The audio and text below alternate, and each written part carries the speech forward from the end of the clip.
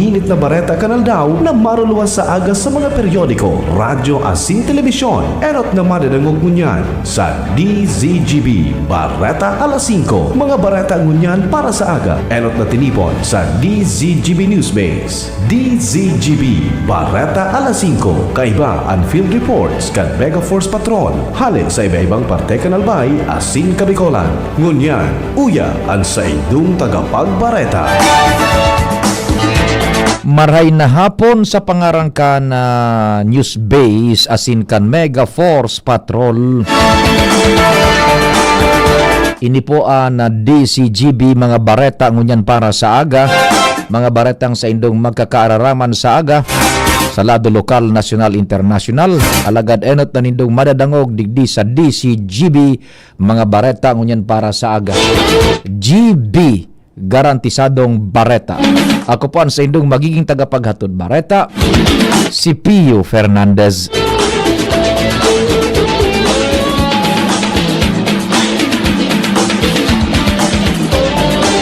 Enot sa detalyes kan bareta sa lado nasyonal, nanumpa na bilang Senate President si Senador Vicente Tito Soto III. Ini matapos ma-reclaim ni Soto ang Senate presidency kay Senador Francis Escudero. Sa ginibong plenary session, ipinagdominar ni Senador Mig Zubiri si Soto sa posisyon. Dainin ibang nominasyon kung kaya ipinagdeklarar si Soto bilang bagong Senate leader. Enot nang pinagkonfirmar ni Soto na nakakuaning 15 signatory sa Senate leadership change na daging dalam para masalidahan sa pwesto si dating Senate President na si Senador Escudero dahilan sa nagpapadagos na investigasyones sa flood control projects kan gobyerno.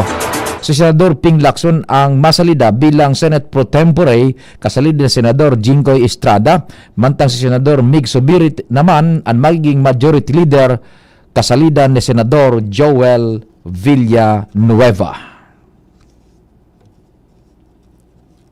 Ang baretang ini hatod sa Indukan. Plemex. Pag may ubo o hika, Plemex agad. Basta lagundi, Plemex. Mientras tanto, mismong si House Speaker Martin Romualdez na ang puminalag sa mga ipigbulgar na pangaran kan mga diskaya may kinaaraman sa isyu kan pangumisyon sa mga proyekto kan gobyerno. Reaksyon ini ni Romualdez sa affidavit kan mga diskaya sa nagpapadagos na investigasyon kan Senate Blue Ribbon Committee may kinaraman sa mga manumalyang flood control projects. Naunambitan kan mga diskaya ang pangaran ni Romualdez may kinaaraman sa aligasyon kan pangumisyon sa mga flood control projects. Sa sarong pahayag, sinabi ni Romualdez na malisyoso as in name dropping ang nakapalaman sa affidavit kan mga diskaya in koneksyon sa pangumisyon niya sa mga proyektos kan gobyerno.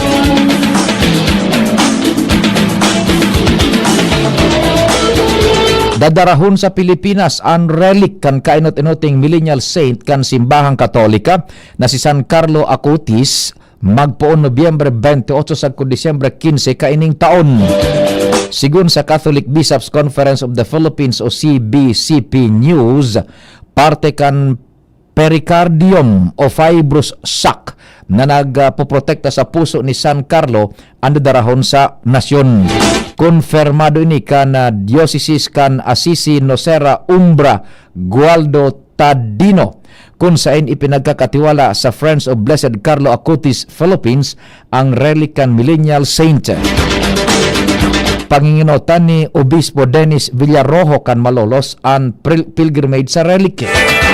Sigun sa grupo, ang pag-abot kan relic sarong makasaysayan na pagkakataon sa pagbabagong buot asin pagselebra kan simbahan Katolika sa Pilipinas, lalo na sa mga jóvenes asin familias.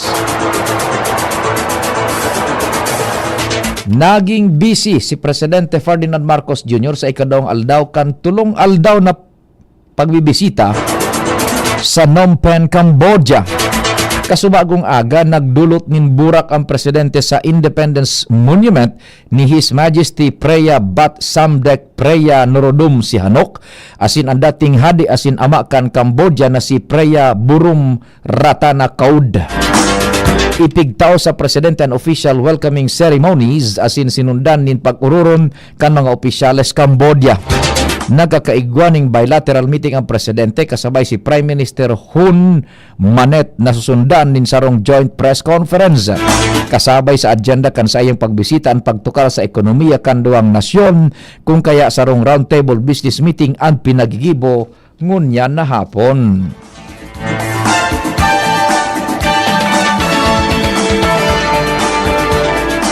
Ipinagpadagos kasubago ang investigasyon kan Senate Blue Ribbon Committee may kinaaraman sa mga anomalyang flood control projects.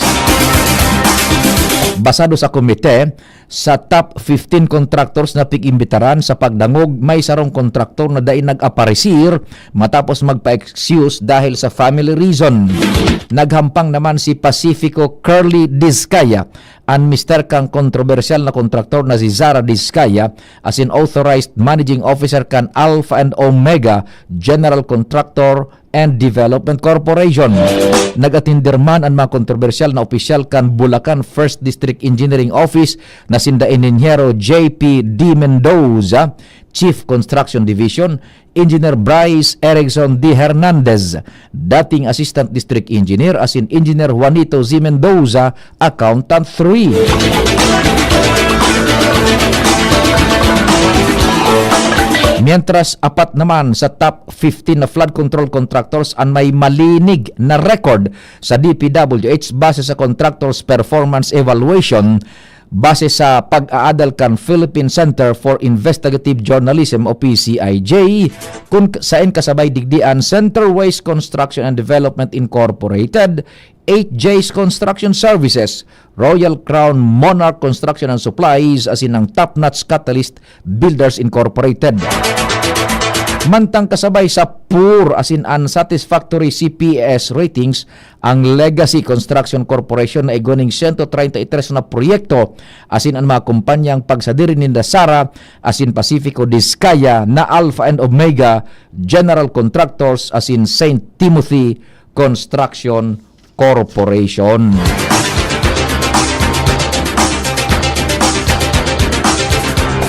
Nauli sa Kansyaw ang pagdangog sa flood control project sa tahaw kan mainit na pagdangog kan Senate Blue Ribbon Committee, suminingit sa seryong uroron kan hapoton ni Senador Jingo Estrada ang kontratistang si Curly Dizcaya kung may mga senador na involved sa kontrobersyal na isyu. Tulos nagsimbag si Dizcaya, wala po.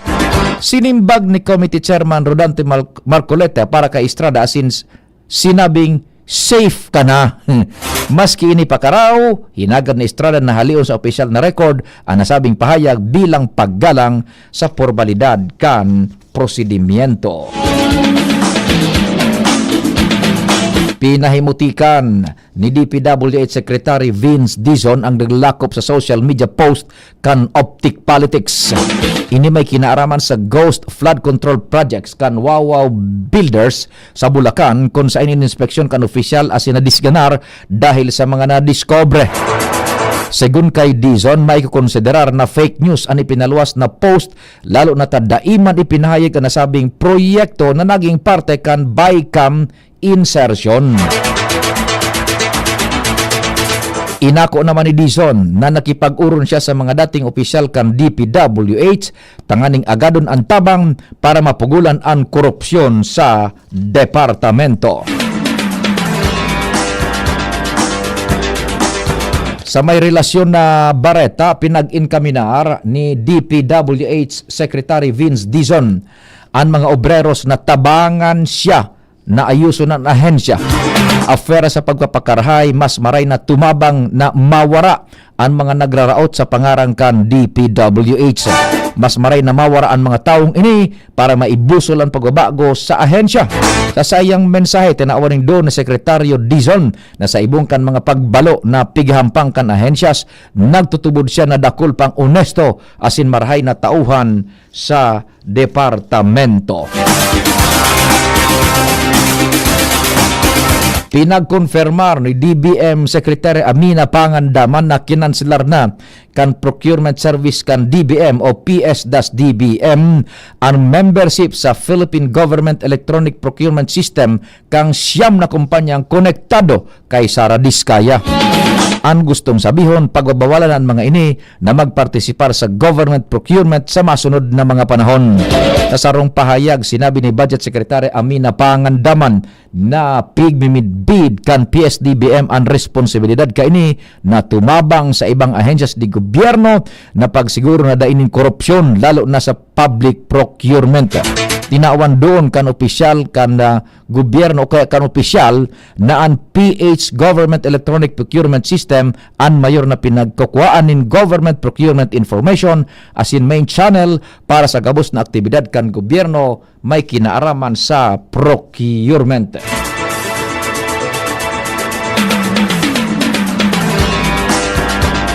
Uminabot na sa sobra sa 12,000 na reklamo ang naresibikan Malacanang magpoon ka na buksan ang sumbong sa Pangulo website. Digdiman direkta nang nakakaabot kay Presidente Ferdinand Marcos Jr. ang gustong ipaabot kan publiko lalo na laban sa manaw-maliyang mga flood control projects. Sigon sa Presidente, bako sa nabahaan na ipaabot sa iya kundi pati ang reklamo sa road widening, paving asin iba pang proyektong infrastruktura na iyon payo kan korupsyon. Tinawan doon kan Palasyo Malinaw na efektiban platform dahil nagsisirbi ning linya kan komunikasyones kan tao sa presidente. Sa ngunyan padagos ang pagresibi nin reklamo na naging dakulang parte kan investigasyon laban sa mga anomaliyas.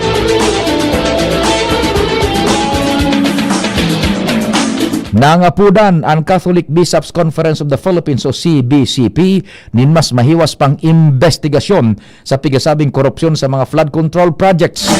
Sigon sa pastoral letter na pinirmahan ni CBCP President Cardinal Pablo Virgilio David, bako sa na mga kontraktistas ang dapat manimbag kundi pati naman ang mga kongresistas, inhenyero, auditor asin mga padrinong politiko na involved sa mga proyektos. Naunambitan mandigdian pangapulan sa gabos para panimbagan kasabay na ang mga nakinabang. Kinwestiyon man kan CBCP ang kredibilidad kan mga investigasyon dahil mismong ang mga institusyon nagkakaigwa kaini ang posibleng involved to digdi. Big question man kung si Isay ang naglaog kan mga proyekto ini kay kan proyektong ini bilang pork barrel na pigisingit kabalyo kan fundok para sa edukasyon, salud asin mga programang pang komunidad. Mabolta ang detalyes kan mga bareta pakalis kan nagkapirang pagirumdom. Pre, makinig ka muna. Payong kaibigan lang ha. Work hard, play hard. Yan ang motto ko dati. Pero nakakapagod din pala katagalan. Sa gitna ng lahat ng mga puyat, inom at pagkain ng masasarap, kasama na ang oily at fatty foods, kailangan pa ring bantayan ang kalusugan. Tamang kontrol ang kailangan. Katuwang ko, ang Liverade. May silimarin na maaring makatulong protektahan ang atay. Cheers to more good times. Be a liver lover. Mahalagang paalala, ang Liverade ay hindi gamot at hindi dapat gamitin paggamot sa anumang uri ng sakit. Ang good drinks at good food, perfect combo. Isama pa ang Liverade para sa kalusugan ng atay. Mabibili sa mga leading drugstores nationwide.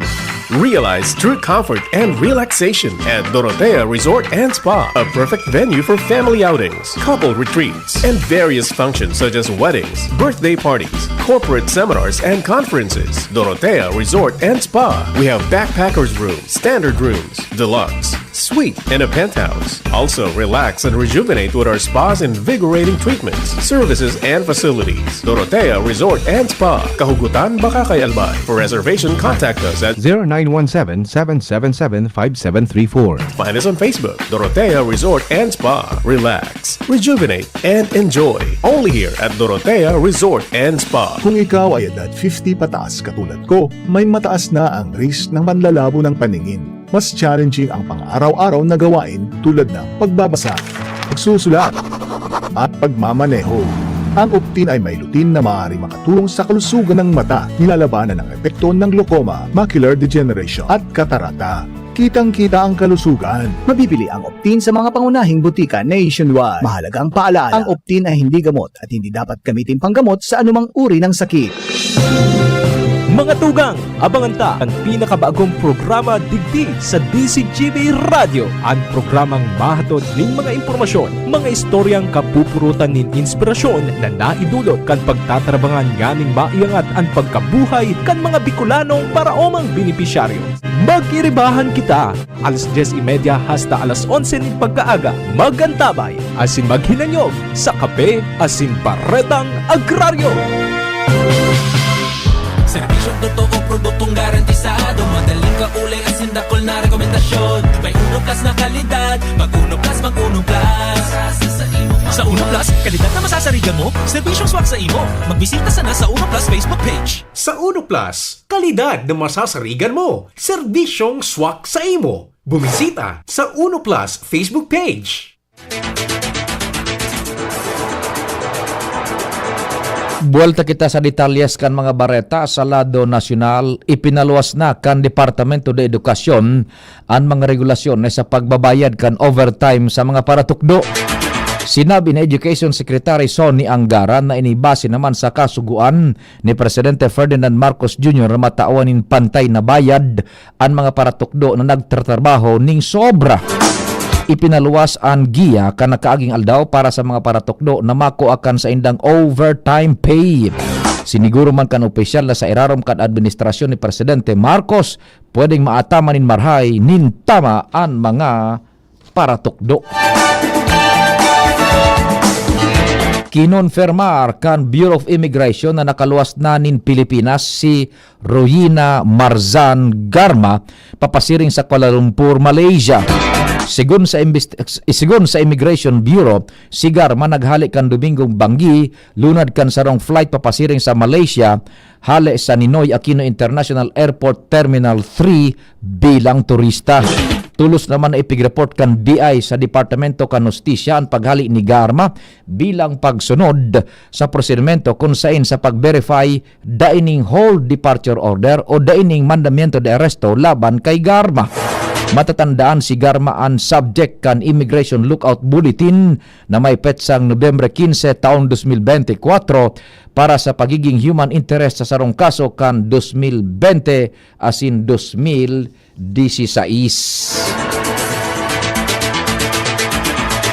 Sa Giraray, ipinaglansar kan August 21 Movement o ATOM, an Anti-Cronyism Movement o acronym sarong kampanya na enot ng ipigbusol kan grupo ni Rayleigh Herman kan panahon kan martial law. Katuyuhan kan inisyatibong ini na magtauning atensyon sa padagos na problema sa korupsyon sa gobyerno, partikular na mga opisyal kan gobyerno aksin kan sa indang mga kaalyado na nag-aabuso sa fundo kan publiko. Sa sarong pahayag, sinabi ni ATOM Vice Chair Mildred Juan asin President Voltaire Bohol na sa giraray na pagbuhay sa Anti-Cronyism Movement, nagpapahiling kan padagos na misyon kang grupo na labanan ng hararom na nakaugat na korupsyon asin salang paggamit kan kaban kan gobyerno.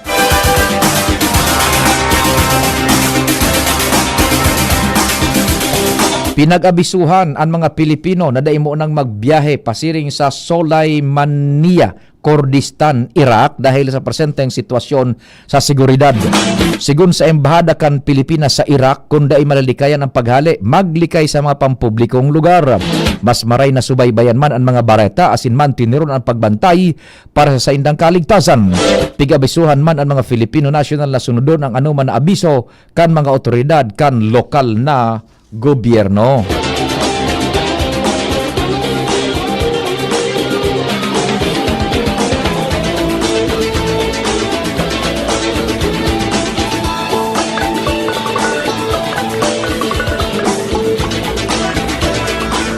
Ultimong detalyes kan bareta, nangapudan si ACT Teachers Party List Representative Deputy Minority Leader Antonio Tino nin investigasyon sa Health Facilities Enhancement Program matapos akoon kan sarong opisyal kan Departamento de Salud na igwang na diskubreng overpriced na kontrata. Sa budget briefing kan DOH, ipinahayag ni Undersecretary Gregorio Murillo na mapirma na kuta siya sa sarong kontrata kan mareparo niya anda kulang diferensya sa bills of quantities and prices.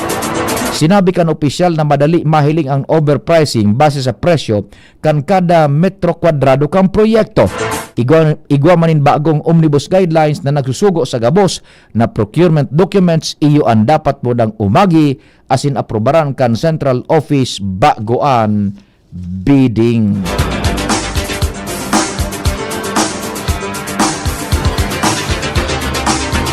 Sa pangaran ka nagsururat kan informasyon sa panginot ni News Director Mar de la Gian Matthew Balyaran.